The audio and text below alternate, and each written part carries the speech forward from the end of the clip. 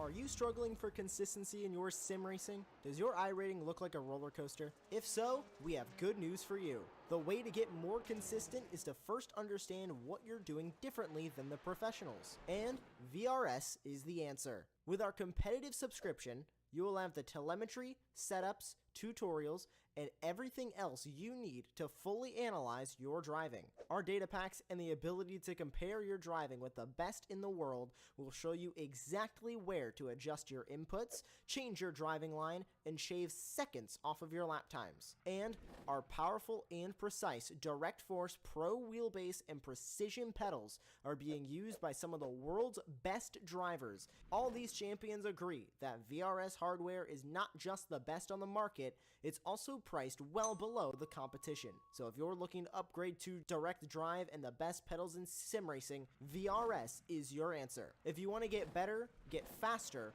and make it happen sooner rather than later, you owe it to yourself to find out why so many people are switching to VRS. You'll be so glad that you did. Visit www.virtualracingschool.com and learn why the best use VRS.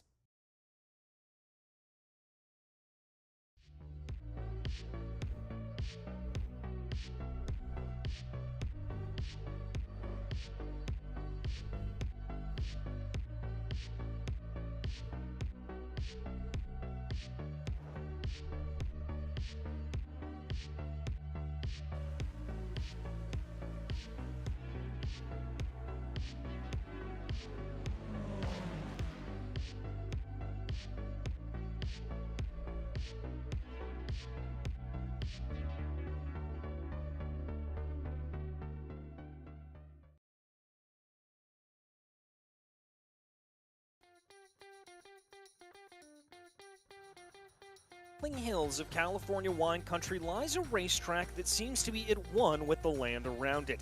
Fast and flowing, yet highly technical, it's a track where overtaking is incredibly difficult and mistakes are plentiful. It is a challenge, it is a joy to get right, and it is quite simply known as Sonoma. Hello everyone, and welcome to the coverage of the iRacing Israel League, brought to you here live on Apex Racing TV. My name is DJ Clark. Joining me in the commentary booth, as always, is Dane Baird, with our director and producer, Luis Araya, working behind the scenes.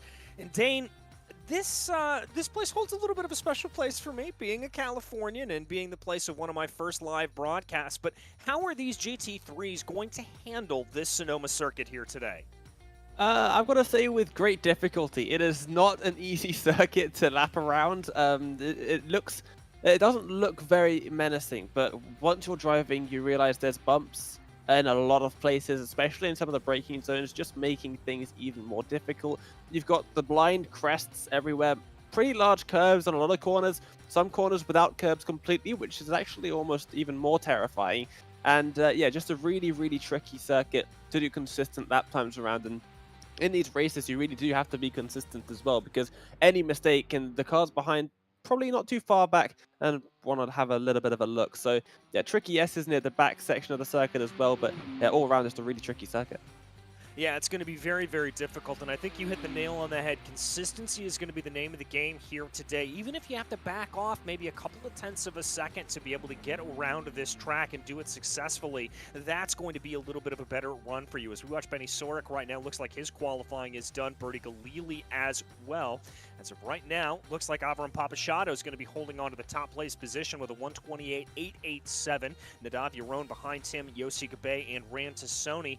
Obviously running in a single class this year as opposed to what we've done in the past. Should make things interesting for the course of our two 20-minute sprint races out here. And of course, for that second race, we will have an invert of the top 10. And well, with an 11-car field here today, that's pretty much an entire field invert. And I think that's going to change things around a little bit. We're going to see a lot of fast drivers having to kind of move their way forward early on, and that's going to make for a very fascinating race too. Yeah, qualifying, I reckon, going to be really important. That is for sure. There are some opportunities, I'm thinking, coming out of the carousel, but you kind of need the driver in front to make a mistake, I would say, to actually get that move set up. Because you're coming out of the carousel at quite high speed. You're probably going to be washing out as well if you are following someone fairly closely. So you probably need a mistake from the driver in front to get a move done, but there are some good opportunities to make that move if the mistake does arrive. So that there are some overtaking opportunities, but getting past people is going to be tricky, and I'm hoping that we're not going to have anyone sort of run away with things, but it does sort of aid that a bit with the way that the corners flow one after the other so quickly, is that the dirty air will have some effect on today's proceedings, I would imagine.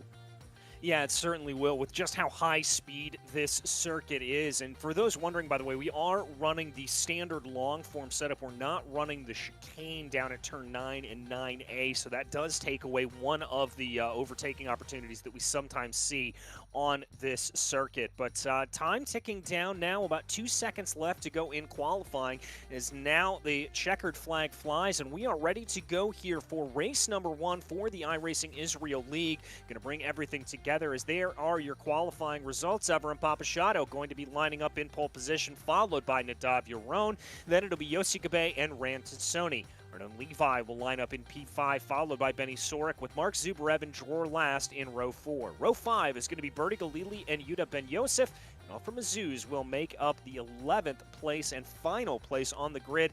A bit of a small field here today, but, you know, Dane, I've got to say that's probably a little bit of a relief for these drivers. You don't want to have a whole mess of GT3s really clogging this track up.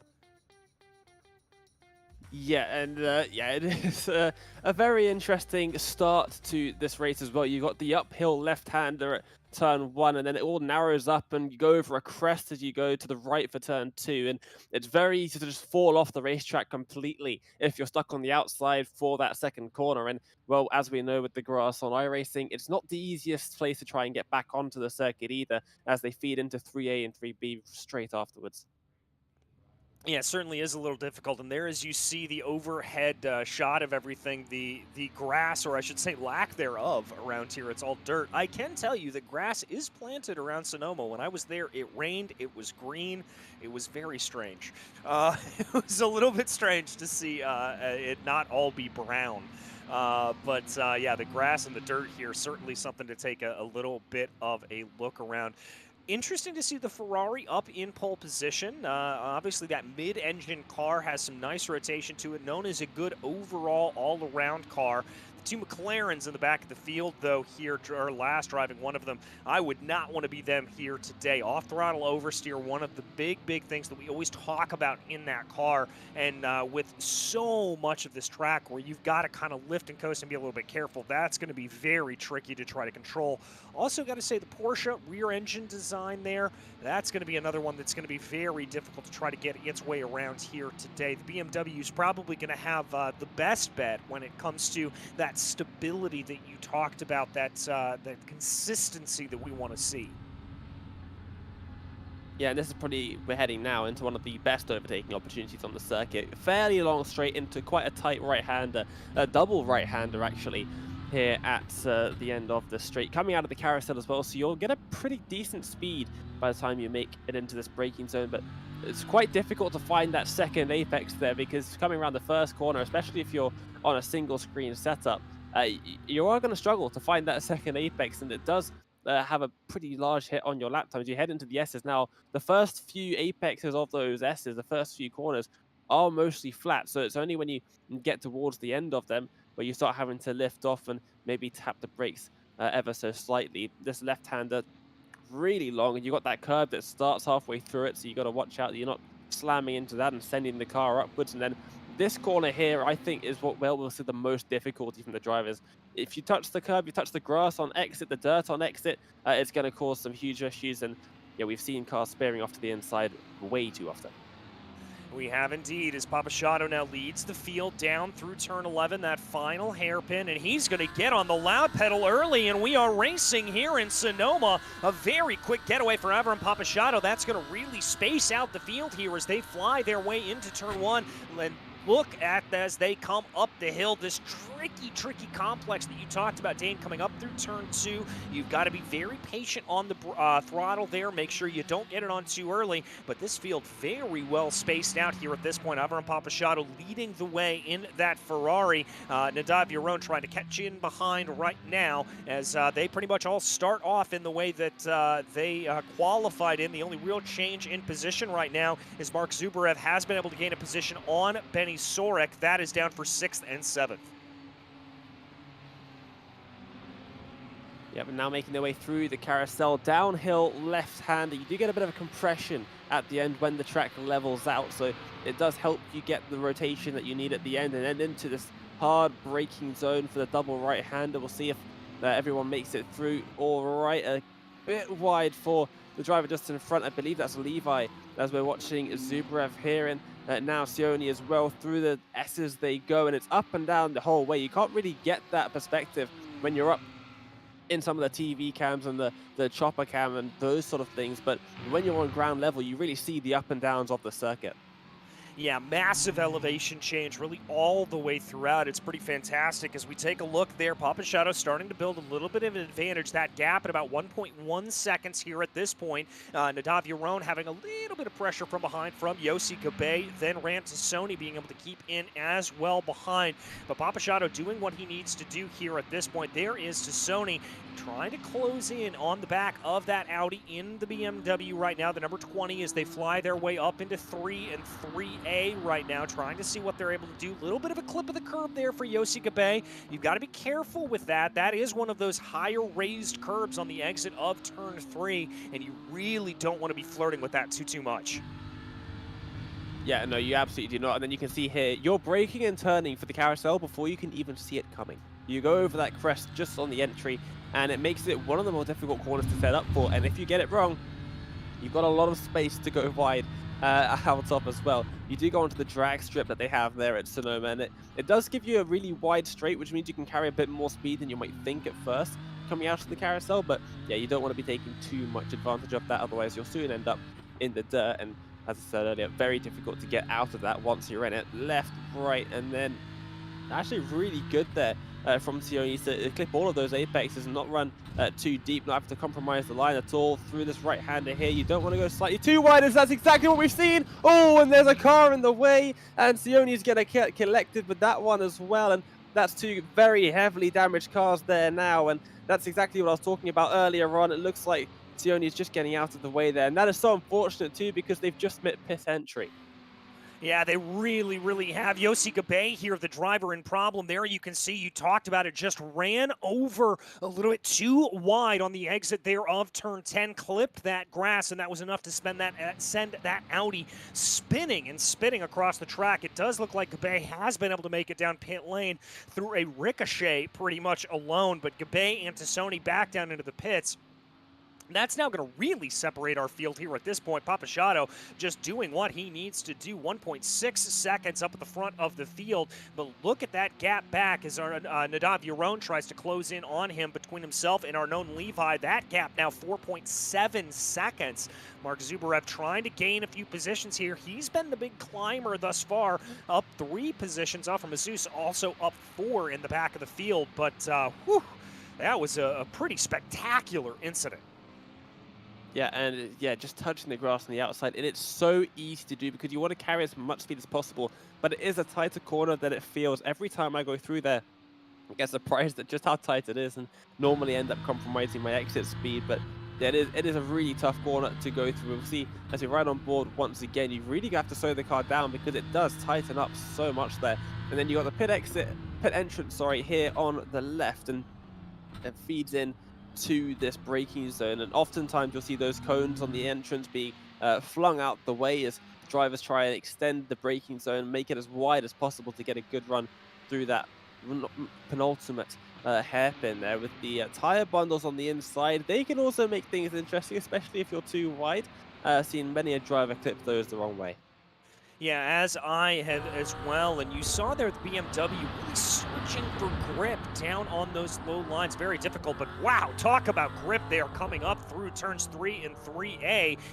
That was Benny Sorick absolutely nailing that section of the track as now they plunge down through turn 4 and into turn 5, getting ready to take on the carousel. It looks like Sorick did lose a little bit of time there coming through that section of the track, but that brakes on that BMW through turn 3. Very, very impressive stuff. Mark Zubarev that we ride on board with right now, trying to put up a little bit of a defense here as they come down into the braking zone 4-7. Trying to see what it is. A little bit of differing lines there, as is wont to be the case going down through that hairpin at the end of the track. As it really does, as you talked about earlier there, Dane, double apex right-hander really does kind of open up the possibilities of where you want to gain some time, where you want to be able to sacrifice some time. Yeah, and the exit does widen up a lot, so you can try and take it tight and with a wide exit, carry some exit speed, or make the corner into a V with your steering input mostly in the middle of the corner. There's a bunch of different ways you can take it, and that really helps you out when you're going side by side. If you're trying to make a move into that hairpin, then it does help you out because there's possibilities of gaining speed on the exit from a tight angle or wide angle. There's plenty of different ways you can take that corner, which is always good for overtaking. Up the hill through the left and the right, you can see, well, you can't see what's coming up, which is the point of this first sector at Sonoma's. There's so many crests that look here through turns 3B. You have no idea where the exit curb is until you're just over the crest, and by that point, if you got it wrong, it is way too late. Well, and look at this as we watch our known Levi there in third place up ahead. Zubarev has been able to catch down on him a little bit and really has been able to close that gap. It now stands at about 0.5 of a second between Levi and Zubarev, so we've got a little bit of a three-car battle starting to play itself out here for the final podium positions. That BMW may be struggling for a little bit of pace here on early in the race, about 7 minutes down in this first 20-minute heat race. So there you see that very distinctive liveried McLaren coming on behind. Now the BMW going to try to stretch its legs a little bit as they get up to speed, coming through the corners right now. Now, I noticed when we rode on board there with a couple of drivers not too long ago, the big lift coming down through the S's through turn 8. And that is really as a result of the aero wash that you're getting. You're carrying such high speed down through those corners that you've got to lift off and try to be able to counter that a little bit. Looks like here, though, that Mark Zubarev has been able to hold on to that gap. Going to really cut close there coming through turn 12, trying to take every single inch of the track that he can.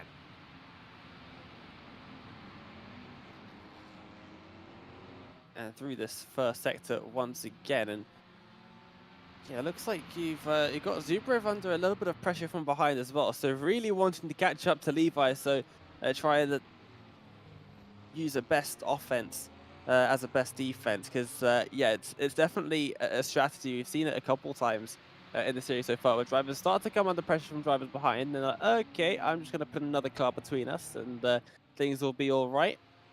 Through the carousel section, you can see how wide this part of the track is, and then it all narrows up as you go off to the left and take this alternate hairpin. There's like 5 different configurations that you can have, I think, of this hairpin section. There's so many different routes. Yeah, there really and truly are, and that really is a result of the drag strip, as you said, a 2-lane drag strip here in the middle of the Sonoma circuit that they do run drag racing events on throughout the year. But that part of the track really only used, it sort of gets picked up coming out of the carousel, and then you fly on by it. Levi here in third place, though, still under a little bit of pressure from Mark Zubarev. Zubarev not looking like he's pushing too hard, just slowly but surely gaining in that time, trying to put a little bit of pressure onto the back of our known Levi, but nothing really coming of it here at this point. Now as they come up through the hill here again, starting on this next lap, trying to see if we're going to see anything else. I've got to say, though, I am impressed with this field here at this point, really with the exception of that incident we saw on about lap 2. We haven't seen that many mistakes here out of these drivers, and I would have expected to see some pretty massive ones, considering just how difficult this Sonoma circuit is. It's so difficult to be consistent here. I think the drivers realized that very quickly and thought, okay, we have to get consistent before we can start trying to push at all. And yeah, it is. It's because a lot of the corners in the first sector are blind. That's where most of the mistakes come from, is that you cannot see where you're going next. So trying to figure out where can I actually go, coming out of this corner, how much speed can I take through it, where do I need to aim at? And you got to sort of look at objects in the distance rather than things up close like you normally would. So it does make things that little bit more difficult. Taking a look at this old Porsche in the field from Zuz, doing all right, catching up a little bit to Galili. And here is 8th place, or 9th place rather, Yossi Gabe, been able to take that spare car, get himself back out on track in the Audi. He does find himself about 20 seconds behind Yuta Ben Yosef right now, but still, I've got to commend him for getting back out on track here, just trying to push around as much as possible as we are halfway down here in this first heat race, trying to push his way up through the field. Drawer last here also in the McLaren, the spitting fire out the back. They're such a difficult car to control. I do not envy Drawer's task here today, is that is going to be a very, very difficult one in that British marquee. And then Sony here, who got involved in that first lap incident. He's going to find himself about 3 seconds behind Drawer last right now, trying to close in on the back of that car. And unfortunately here, that's going to be a pretty crucial position as we go into race number 2. Sony's going to want to try to get that 10th place as much as possible, because that's the invert. If he loses out, he'll be starting in 11th place. If he's able to make the pass here on Drawer last, he'll be starting in pole position for race 2. So that's surely factoring in the mind of the driver of the number 20. Coming through that hairpin there once again. Here's the Ferrari in the field, Papachotto, making his way through the S's. Oh, and a little bit of a wheel over the curb onto the grass there. We saw how badly that ended for Yossi Gabe, and you really don't want to be doing that too often in the number 6. He gets away with it this time, though. The car was just about straight enough that it didn't affect the car too badly, but yeah, definitely don't want to be doing that all that much. But really comfortable out there in front, slowly extending the gap out in front as the laps go on, and looking to be very comfortable in that car at the circuit. Yeah, about 0.4 of a second faster on the last lap, able to put down a 128.95 compared to a 129.37 for Nadav Yaron. And clearly the Ferrari just doing well around here. And, you know, truthfully, I'm not entirely surprised by that. The Ferrari is known as a really good overall car. Its mid-engine design gives it some good rotation. It's got some pretty good top speed. Really the only problem that you ever hear talked about this now outdated Ferrari 488 Evo model, because obviously the Ferrari 296 has been introduced and has started to run out in the real world. And we hope here soon that we will see it on iRacing. But the only real problem that you see from this 488 GT3 Evo is some tire wear issues over the course of the stint. And frankly, here in a 20-minute sprint race like this, you don't really have to worry about that. So it's a pretty well-suited car here for the expectations that you've got to come in with. Yeah, it does definitely change how you perceive each of the cars.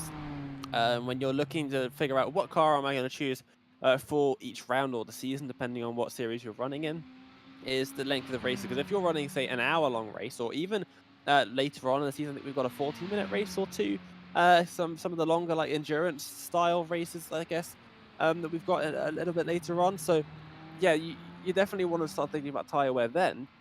But in 20 minutes, how much tire wear realistically are you going to get? You're more thinking of the overheating of the tires, how much scrub of the tires are you actually getting whilst driving the car? Because obviously, if you're driving the Porsche, what you often see is, oh, have we lost Levi? Dropping down the timing tower, was marked as off the circuit for a while. Let's take a look here at the number 39 as we go back in replay. Arnaud Levi, this is coming up into turn 1 and 2. Oh, rear end of the car just stepped away on him there. I wonder if that was maybe a little bit of a rear axle lockup as he tried to apply some brake pressure going into the corner. That was a really strange one. Just as you hit the compression, the car just wanted to swap ends and just send spearing off to the left-hand side of the circuit. That's a really odd one. I've never seen anything like that before.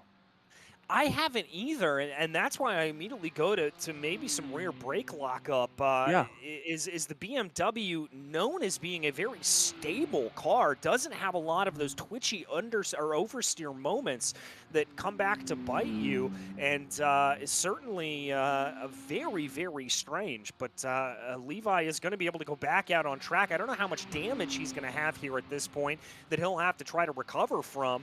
But he is down in 5th place right now. We are going to focus back right now, though, on a battle of the BMWs. Our known Levi up ahead in what we can only assume is a damaged number 39, getting closed down here by Bertie Galili in the number 420 as he tries to close in here a little bit and maybe steal away a top 5.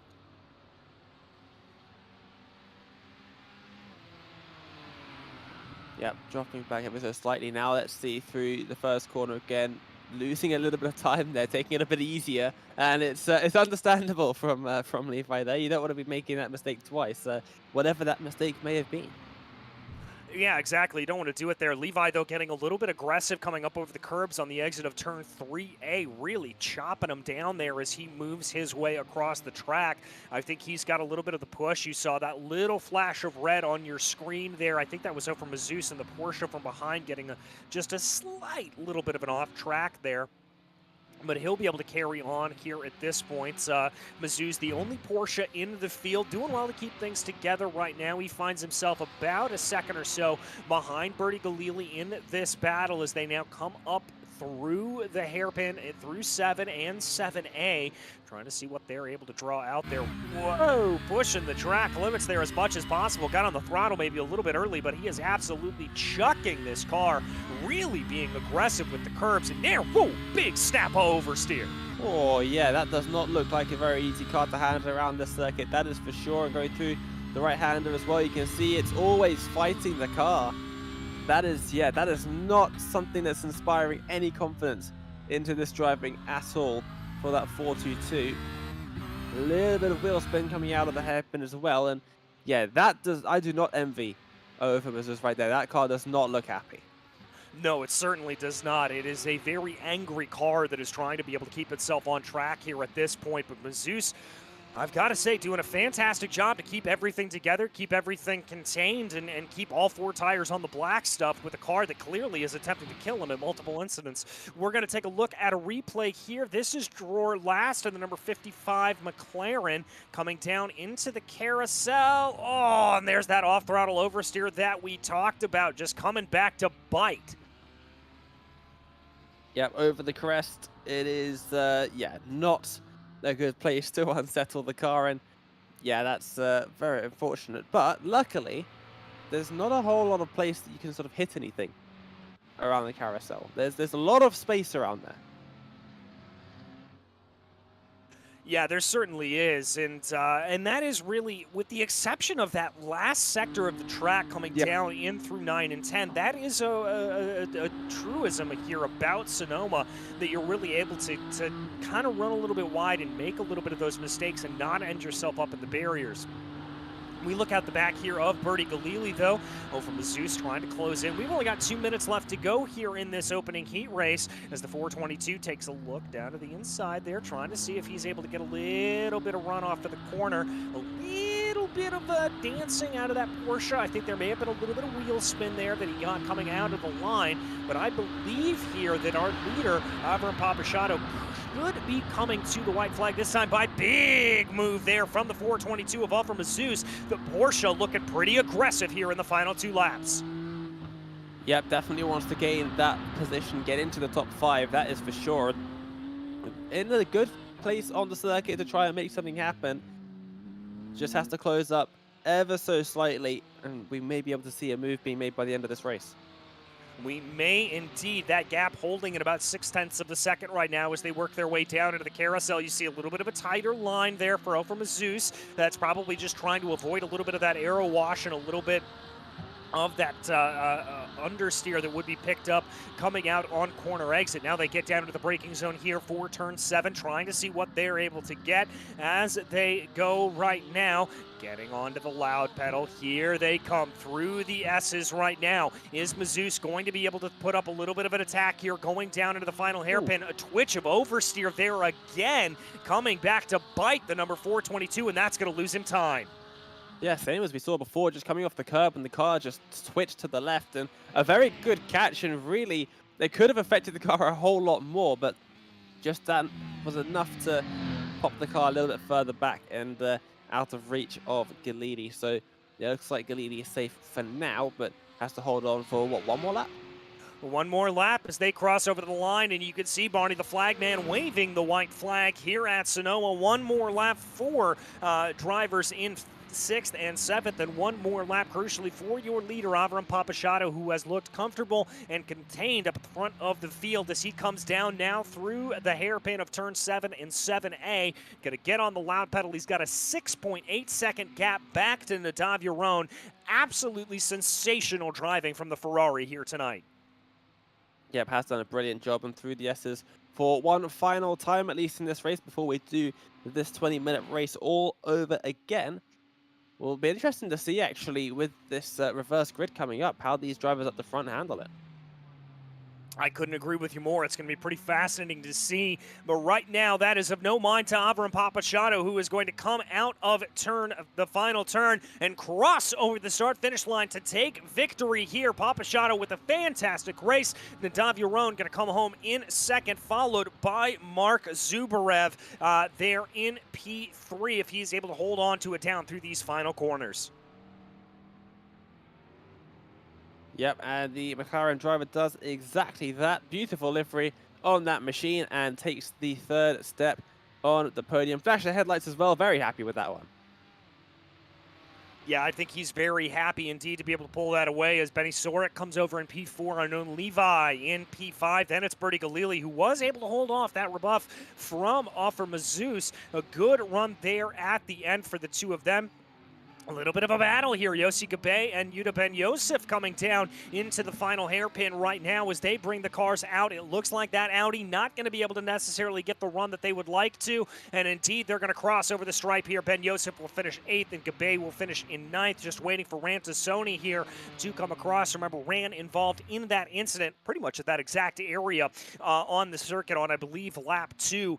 He's going to come back down now through the hairpin, bring the car up to speed as here he goes. The last of your finishers here on the day, and that is going to be Rantasoni crossing over in 10th, crucially in that final position, which means he will get the invert. He will start in P1 for this next race. As we take a look there on your screen, it is going to be Rantasoni in pole position, followed by Yossi Gabe, Yuda Ben Yosef, and then Ofer Mazouz in row 2. Bertie Galili lines up in 5th, followed by Arnold Levi, then Benny Sorek and Mark Zubarev.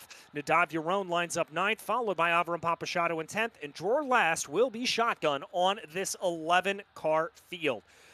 Well, Dane, one of the joys here of the iRacing Israel League is we enjoyed what we saw last time. We get to rack them up, reset them, and do it all over again. Yeah, and with the reverse grid, and it's almost an entire reverse grid for this one as well.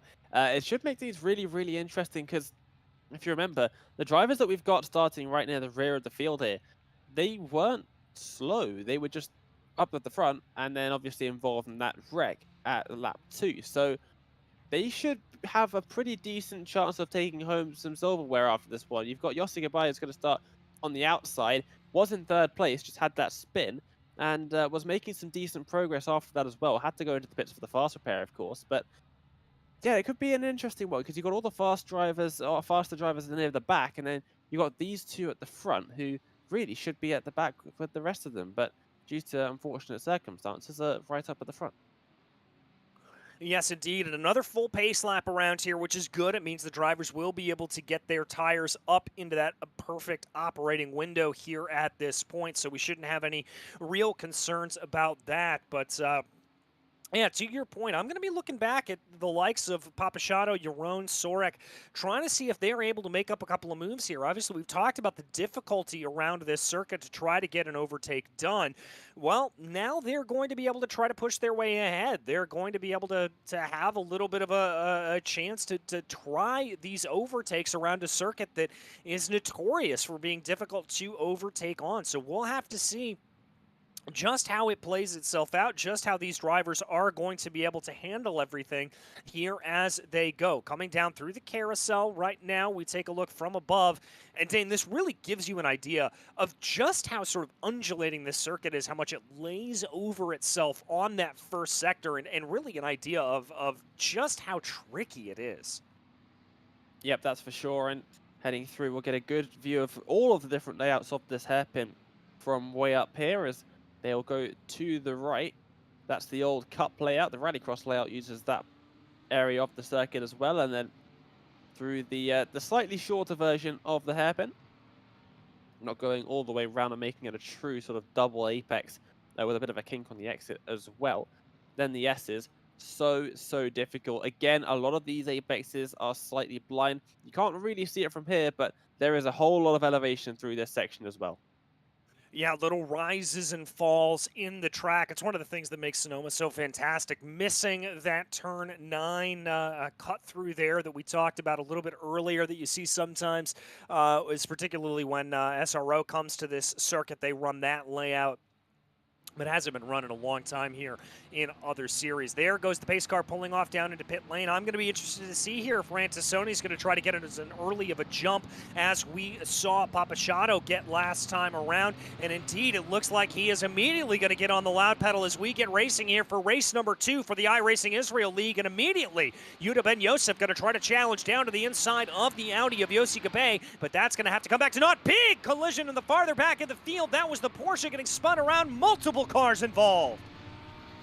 Yep, and that is going to send a lot of drivers far back in the field, pretty much ending their hopes of scoring some decent points in this race. Galili still off the circuit. Mazur's out of the race entirely, towing back to pit lane immediately.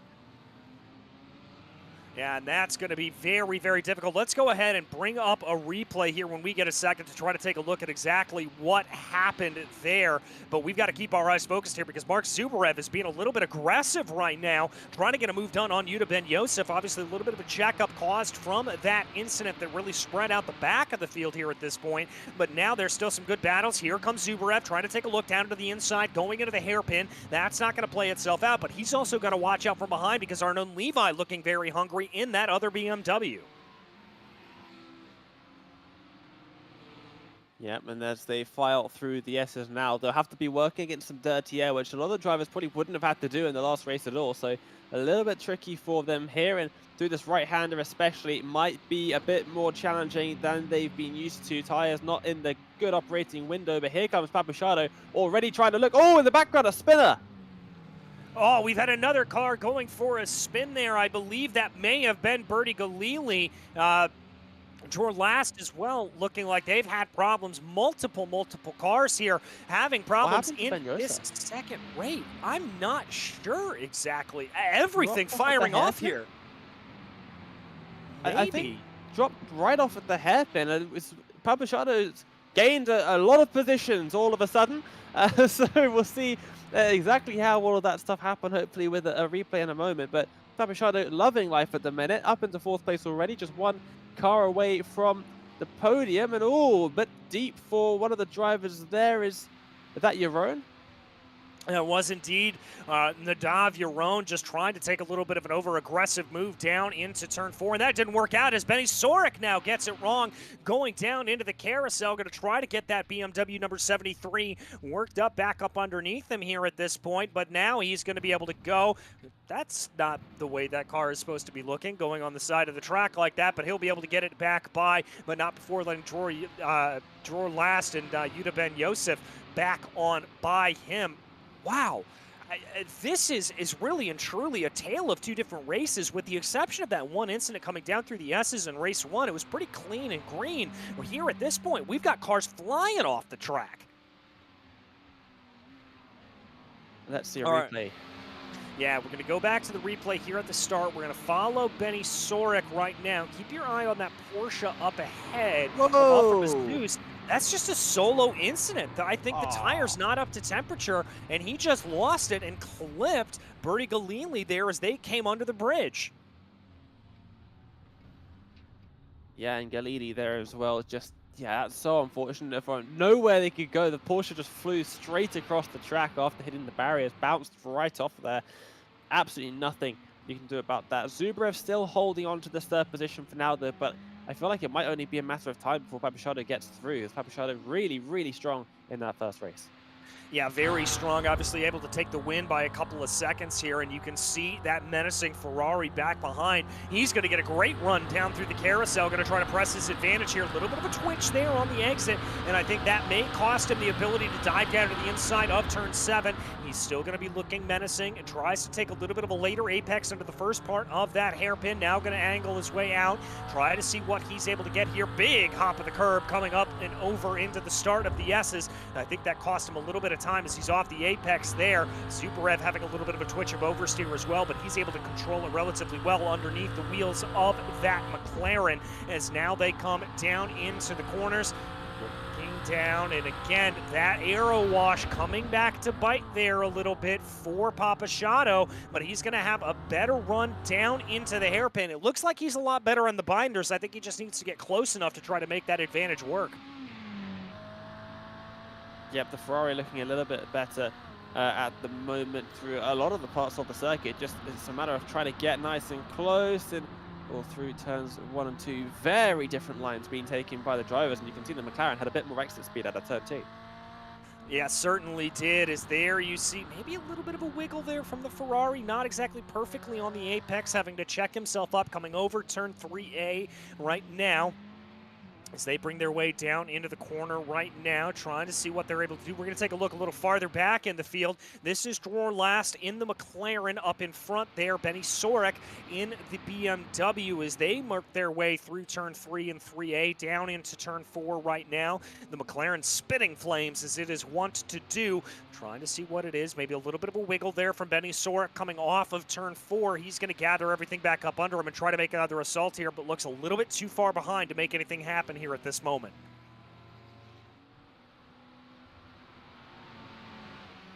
Yep, now that BMW trying to find the hole in the air that the McLaren is punching. A very difficult thing to do. Is Papachado surely not going to go for a move here? No, absolutely not. That would be ridiculous. But into the hairpin potentially. Looks to the inside on the brakes. Whoa, the McLaren getting very close to the barrier on pit entry. I thought it was going to drive straight into it for a second, but Papachado makes it look easy.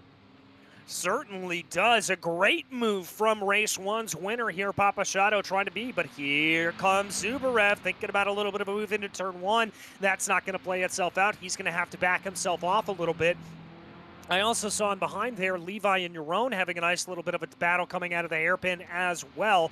As there you see them on your screen, our known Levi, Nadav, Yaron starting to get a little bit hungry there behind in that number 22 BMW as he now works his way down into turn 4, looks to the inside, tries to be able to get himself to go, works his way through right now, trying to see little bit of a look to the inside there. He's hunting for space. He's hunting for an area to overtake. I just don't think he's quite close enough to really get it done here at this point.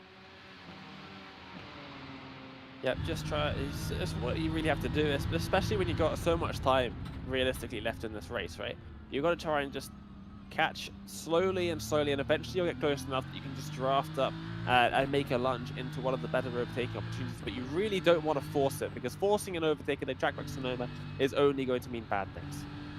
Exactly, and we've seen what happens if you try to force those moves, or indeed if you just try to force the car into a little bit of too aggressive of a maneuver, even when you're not trying to overtake. But here comes a good run for Yaron. He's going to take a look to the inside very late on the binders. Is he going to get that car slowed down in time? Certainly there. Levi doesn't think so. Contact between the two.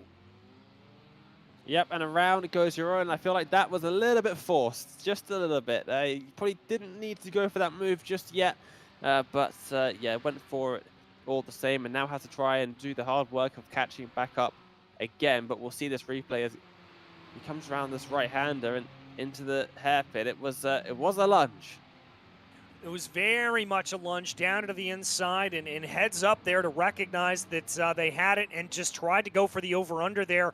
And Yaron, unfortunately, getting caught out in that and getting put behind. So a little bit of fault there, I would say, probably on both drivers trying to make that work. But Yaron's now going to find himself a little bit farther back down behind Arnon Levi here at this point. Benny Sorek, though, in the McLaren, has Bertie Galili for company. This is the battle for P8 as we tick over about 8.5 minutes down here. Excuse me, it's drawer last and Benny Sorek there in this little battle as we tick over about 8.5 minutes down here in this race. That BMW starting to look very aggressive coming down out of the carousel, but loses a little bit of time, just runs a little bit wide on the exit of the corner, and I think that's going to scupper any chance that he's got to be able to try to make a move on that number 55 for the time being. Oh, maybe not. Actually, a little bit wide for the McLaren, and that allowed the BMW to poke a nose up the inside for a moment. Had to settle in line for now, but that's one of the things that the hairpin does set up, is because you have all of that space that you can take slightly different lines from the McLaren. A little bit slow, and the BMW all over the back now. Are we going to see another lunge in towards the hairpin? I think maybe slightly too far back. Looks in the mirrors anyway, but this is going to be a battle that we'll see for a good couple of laps here, I think. Yeah, I think you're right about that. A little bit of a wiggle there from Benny Sorek coming out of the hairpin there as the car just kind of danced a little bit. Now they work their way up to full speed, coming up into turn 2. Let's see here. Not really an overtaking opportunity here in this first sector unless you are very, very aggressive and fully get your elbows out. And indeed, it doesn't look like we're going to see any of that here at this point. Now working their way this way and that, trying to see what they're able to do as they get onto the binders here, coming down into turn 4, getting onto the loud pedal right now, getting away down into the carousel. Here they go as that BMW looking very, very twitchy, trying to find an angle there. Yeah, the McLaren a little bit wide through this part of the circuit as well. All around goes the BMW behind, and that is why it's no longer on the screen. You can see the dust in the background of the shot here, and hopefully avoided the wall, but I'm not too sure. I'm not either. He's going to be able to reverse out of it and get back onto the loud pedal there, and now he's going to have a little bit of a problem with another BMW closing in behind. Let's take another look at this, try to figure out exactly what happened. Did he clip the grass? Looked like that car just in a slow, lazy spin. I think it was maybe upset a little bit by riding too close onto the curbs on the inside, and that was just enough to be able to start that spin and send it around. And then a bit of trouble getting back going the right way as well. Obviously, very little grip on the grass and trying to go up the hill and turn to the right. They both weren't happening at the same time. And now we have a different battle to watch, but probably not the one that they would have liked very much. No, not at all. This is Bertie Galili and Benny Sorek right now. This is now the battle for P8 as we take over the halfway point here in race number 2. As they work their way onto the start-finish straightaway here, around into turn 1. It looks like Ben Yosef is, I think Zubarev has had a problem. Zubarev off into the grass right now as I'm showing that car off track. Yep, and not moving on the timing screen either. And is it going to be a very, very similar thing to what we've just seen coming through the carousel here, braking? Oh, too late, too late, too late on the grass, on the gravel, on the outside, behind the barriers. Into the other one, that's stuck. That's not going anywhere. No, it's not. And color me surprised. I think that is the first time I have ever seen an incident take place there and end up in that position. I've seen it once. I think it was like 3 years ago, and I think it was in this championship as well. I think it was when we did Porsche Cups. I think we had that exact thing happen. My goodness gracious. Well, there's something new every day that you see when you go here on iRacing. A very, very strange incident there, it must be said. Absolutely bizarre. As Benny Sorek here, we follow in 7th place right now. Looks like he's been able to drop Bertie Galili. I think there's been a little bit of an incident. We're going to go and check out the replay here. This is Birdie Galili coming up through turn 3. Does he catch a little bit of the grass? Yes, he does. That's going to allow him to overshoot the corner, and he's going to go off into no man's land there around the outside. Stay off the barriers. No, going to make a little bit of contact there with the concrete. That shouldn't be too detrimental. Certainly not race ending there for the 420, but he's able to off track a little bit and get himself back onto the black stuff. Yeah, it got there eventually. That's one of the saddest things that you can really see in the whole of iRacing. Someone going off when there's so much runoff, but it's all grass, and you just know they're not stopping that car. They're going to get it slow, but they're not going to get it stopped. And it's just, yeah, the slightest touch to the barrier that they're going to have by the end of their journey.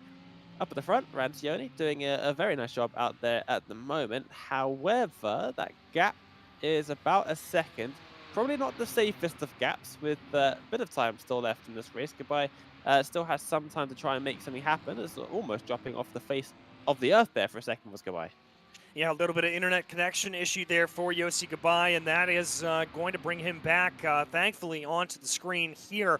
But the gap holding about 1.2 seconds. Papasciato taking some decent time out as well. He's been able to cut that gap down to about 5 seconds here at this point, call it 6 seconds. So he had a little bit of a bad run there, it looks like, coming up over 3 and 4. But Papasciato looking at a double podium here at this point. Remember, he was your winner from race 1, and now he finds himself in 3rd place. Really kind of a job of just picking his way through the incidents and taking advantage of others' misfortune. It's a great run here for the number 60, and certainly something that he can hang his hat on. Yep, that 3rd position, double podium as it stands for Papasciato, and not a whole lot of time left to try and catch up and close down that gap. Obviously looking still very, very quick in that Ferrari, and not afraid to make a move, that's for sure. But yeah, still a long gap between the two of the drivers, Papasciato and Goodbye up in front, as the field sort of separates itself about this 5 minutes to go mark. Oh! That was Yossi Goodbye. That was a problem there for the Audi driver coming down into the hairpin, and we've got a race on our hands. I take it back. You jinxed it there, Dane. That's exactly what it was. It's the second time I've jinxed Yossi as well. I feel terrible. He'll have words with you after the broadcast, I'm sure. But we focus back here, and again, Yossi going a little bit wide coming up through turn 3. Those tires aren't happy. No, they are not. I think he's overheated those tires. A mistake starting to creep in for the Audi driver. Yeah, it's so difficult to get those tires cooled again, especially at Sonoma of all places, where you don't really get a break from corners or elevation change, stuff that puts stress on your tires. It seems to be never ending here at Sonoma, so really, especially in the Audi, got to take it as easy as possible, but that is easier said than done when you've got Papasciato breathing down your rear bumper as well. So it's going to be a very tricky next lap or so for Yossi. It's going to be very interesting to see if he can hold on in the Saudi for 2nd place. Well, we saw a little bit of a run wide there from Papasciato and behind, and so that's going to be something that I'm sure Yossi Goodbye is going to notice as well, as he is going to be trying to hold in as much as possible and put as much pressure to the back, and Goodbye is going to need any sort of advantage that he can here at this point. Now we go down into the hairpin. This is the side of the mistake that Goodbye made last time around. Looks like no such mistake here for that number 17. He's going to be able to keep things on the straight and narrow and continue around, but Papasciato continuing to apply pressure here with only about 3.5 minutes left to go. I think that's going to be roughly 3 laps to go at the line. Yeah, probably about right there. It's always a bit tricky to figure out exactly how many laps we're going to have left with these timed races. Of course, once the clock reaches 0, that is then the final lap. No +1 lap rule or anything like that, so it makes it slightly easier. But yeah, always it does get a little bit tricky, especially when you're not looking at the leader, because of course this 0 seconds ending, it's not per driver, it's just for the leader. That is then the last lap, so it makes it a little bit tricky. Papasciato needs to figure out that exact thing, so you can figure out how many chances do I have to get into 2nd place. It's always important to know that, how many laps you've got left. Right up the rear bumper of the Audi through the hairpin now. A couple different lines being taken once again, bit of a wide line by Yossi as Papasciato tries to take a bit of a shorter route, and This is difficult right here, and you'll see exactly why, as Papichado proves my point before I've even made it. The aero wash and not being able to see where you're going.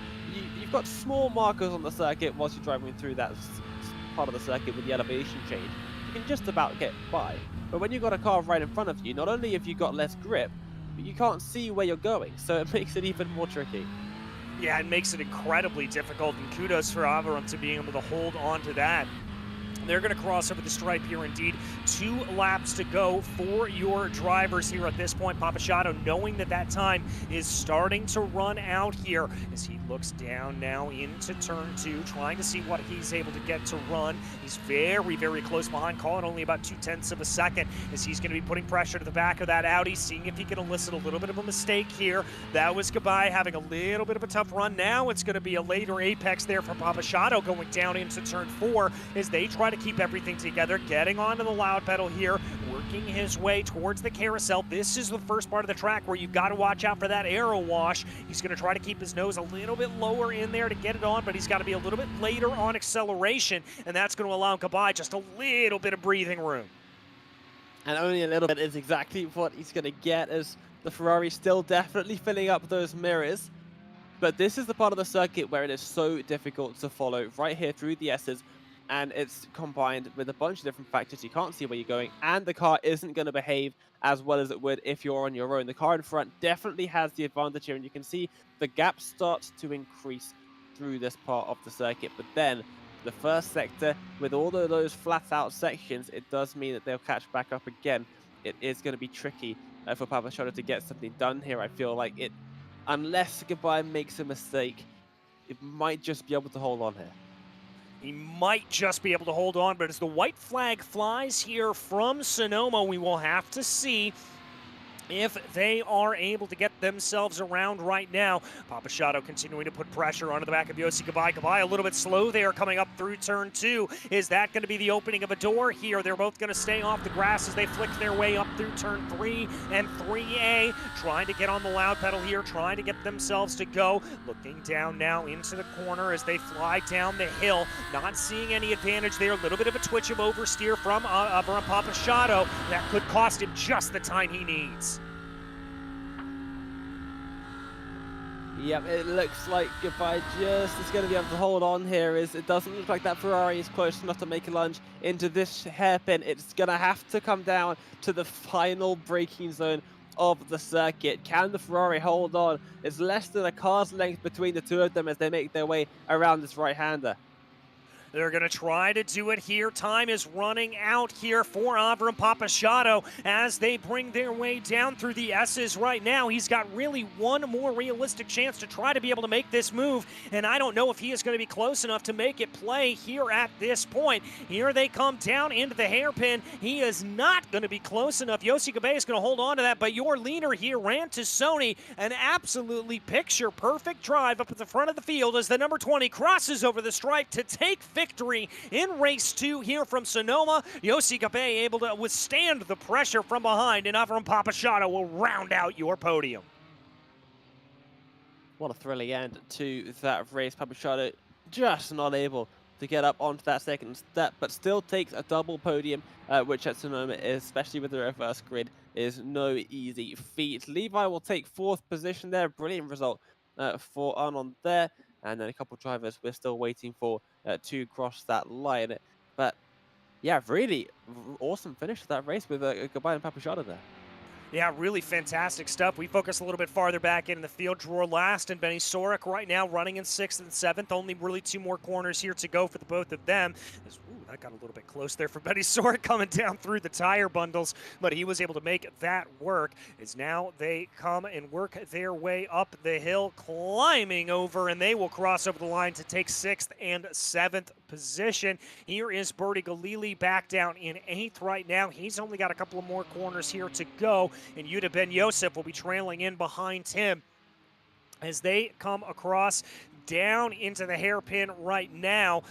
Waiting to see there. A little bit of a bad run for Bertie Galili. Yuda Ben Yosef going to try to take a little bit of an advantage there, but it looks like that's not going to play out. A little bit of a wiggle as they will cross over the line to come over 8th and 9th here in your running.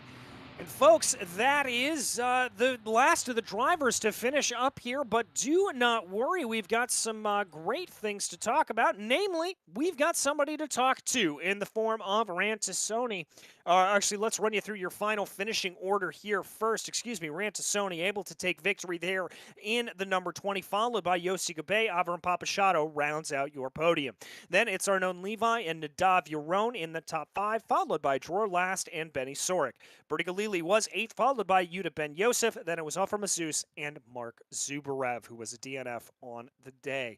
And that is indeed going to lead us into our interview section here, where we are able to talk to the winner in race number 2.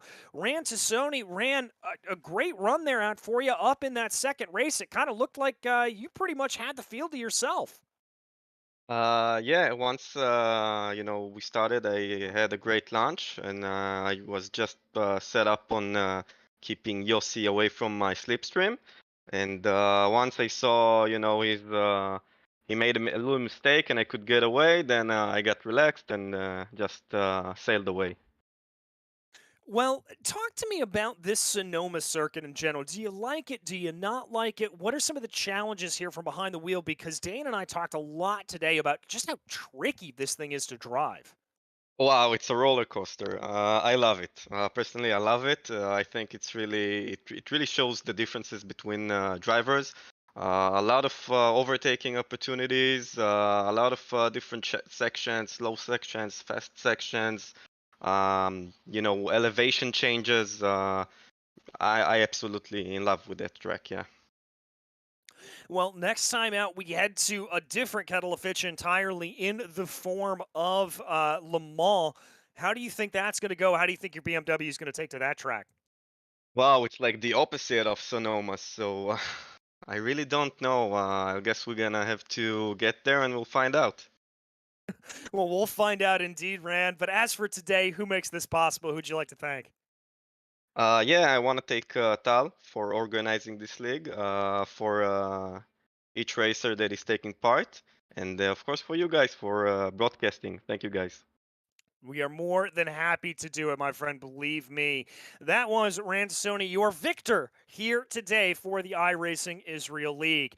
And folks, that's about going to wrap up our coverage here today from the virtual Sonoma Speedway. But on behalf of myself, DJ Clark, Dane Baird, who joined me here in the commentary booth, and Luis Araya working behind the scenes, it's been an absolute pleasure to bring you the racing action.